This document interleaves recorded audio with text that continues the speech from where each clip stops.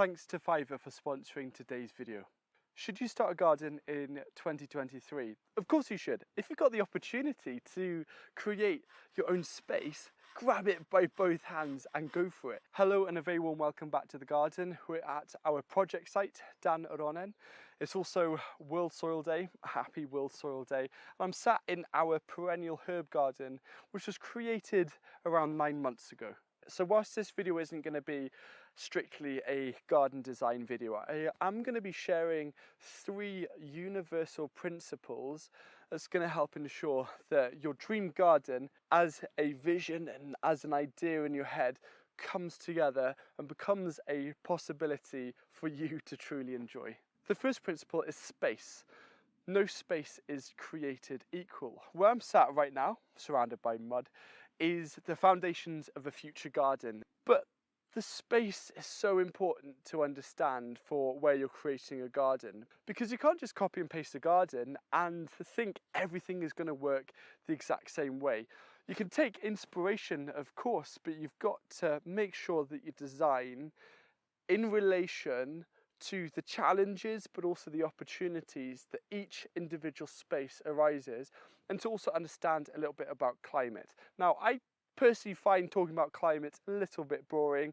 I'm going to be putting some resources down below in the video description about that, but instead I want to talk about an acronym that I've created, the SWAGGER acronym. I've used it for a few years, and it's a very simple, clear acronym to understand how to very quickly get a grasp on the space that you want to turn into a garden.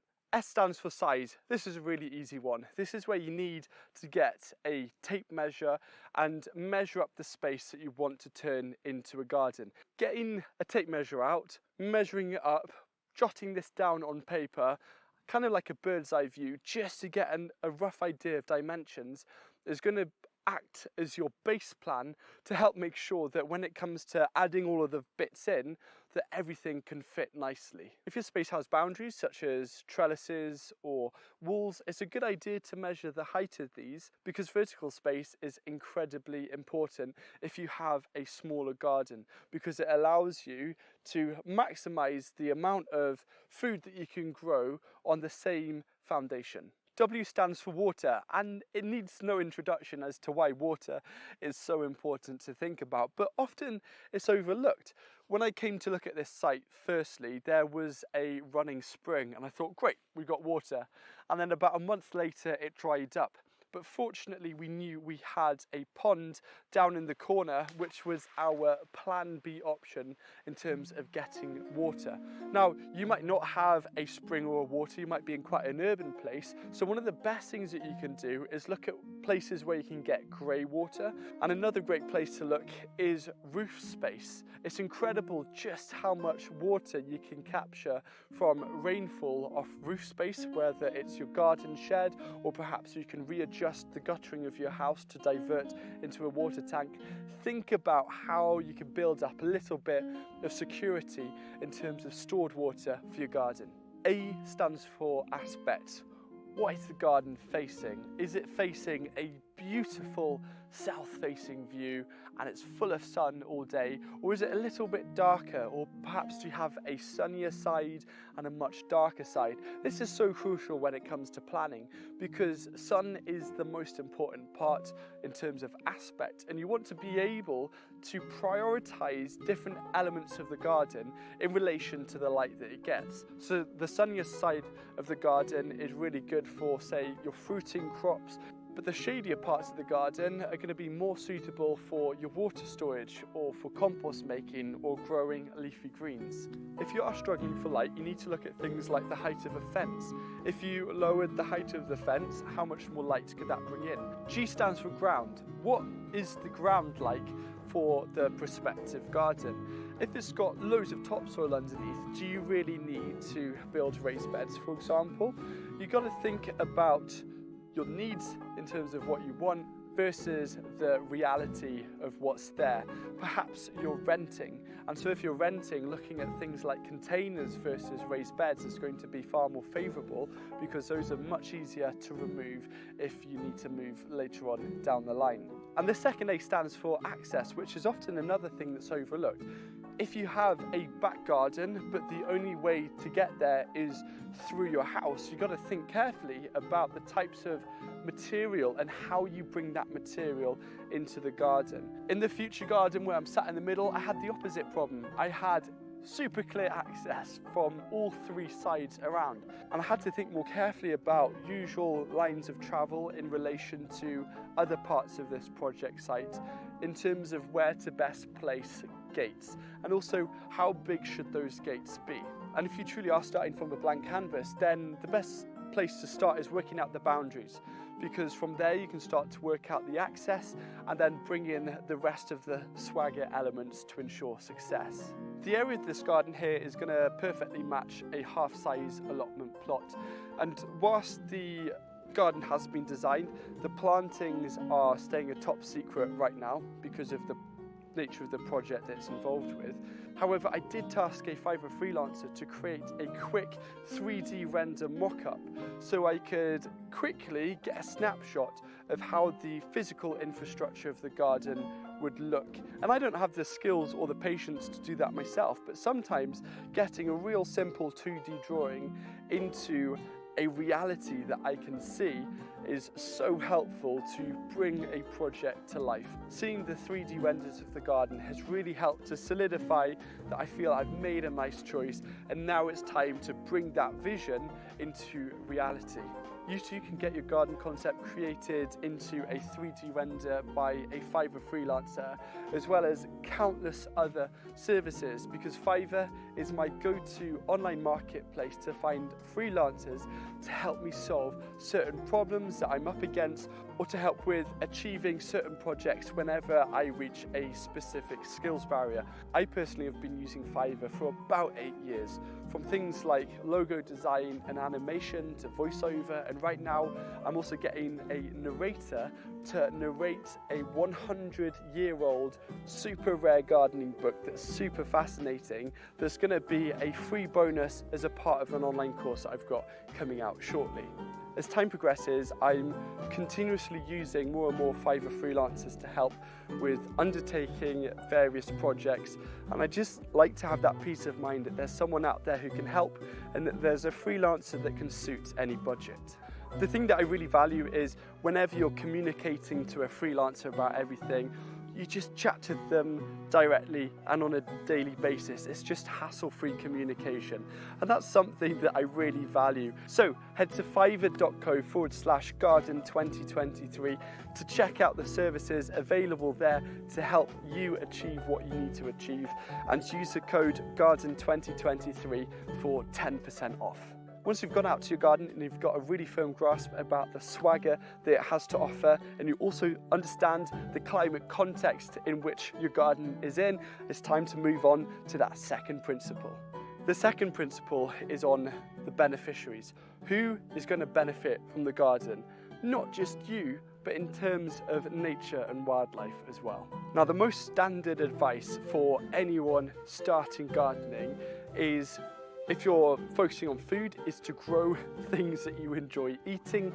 And if you're focusing on the ornamental side, it's to grow things that you enjoy looking at. Because if you've got that passion behind it already, it's that passion and that curiosity to enjoy that for yourself in your own space that's going to drive you forward. If you're growing something just because you see other people growing it, but you're not particularly fussed by them. For example, tomatoes. Yes, I have come across people before who don't like tomatoes, but that's okay. You know, we all have our preferences.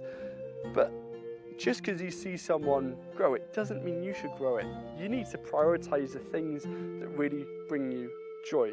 And so sitting down and writing a list of kind of the dream plants, and then understanding what kind of environment that they grow in to see if they're suitable for you is a really good starting point. What I would recommend is, if you're, say, you've just got an allotment plot, or you've got some friends that garden, ask them advice, especially people who are in your area. They'll be able to help with varieties of what to grow, for example. They'll be able to help with the best sowing times, for example. They'll be able to help with pest and disease control.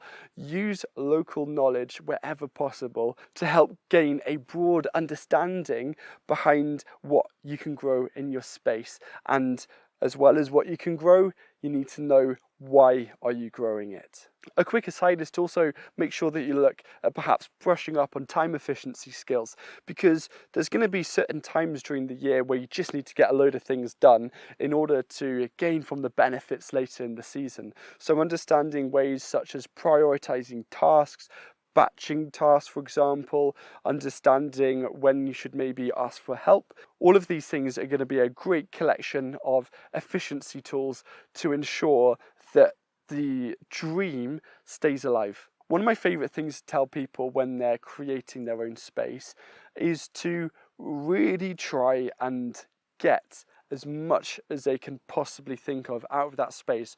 Yes, as a primary existence, it's going to be a garden, but what other things can you add there that's going to act as an attraction to get you out there as often as possible? Perhaps you want to create a really nice cozy reading nook, or perhaps you love having an outdoor fire, so you get a fire pit, for example, or perhaps little table and chairs for you to enjoy breakfast on nice sunny mornings. Think of other little elements that you can bring to the garden to help form it around you, because I really think that a garden is an external portrayal of a person's personality, and you want to go into the garden and think, this is my space, it's singing to me, this is almost an extension of myself, and have a little bit of fun with this.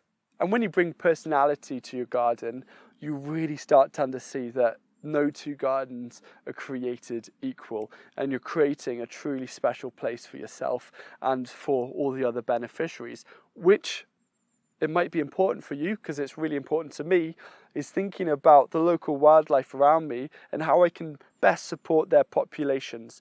So there's many ways that you can approach this. There's things that you can do, for example, creating a really beautiful pollinator flower border, for example. Things such as a pond or solitary beehives, or looking at places where you can put up some bird boxes, is going to really be valued by nature. Now, once you've thought about and perhaps made some notes on who's going to benefit from the garden and how, it's time for principle number 3. The third principle is community. Design with local abundance in mind.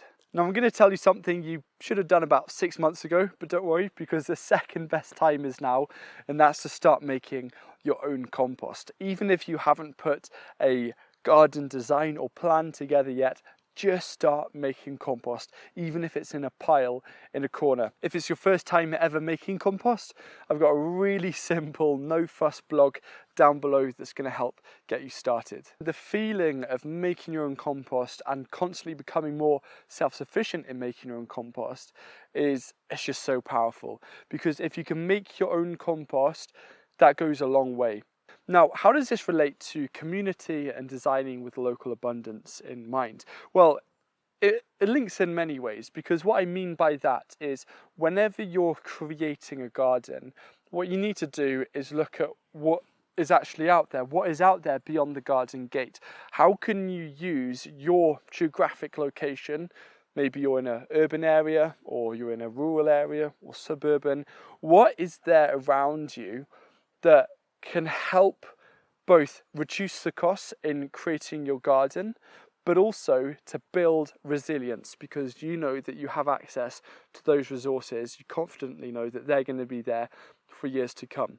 So most people will have access to loads of cardboard for years to come, for example. That's a great resource for us gardeners. If you live in a more coastal region, for example, this garden right here, the sea is less than a mile away. I have an abundance of seaweed virtually at my doorstep that I can use within this garden. Perhaps you live pretty close to an industrial estate.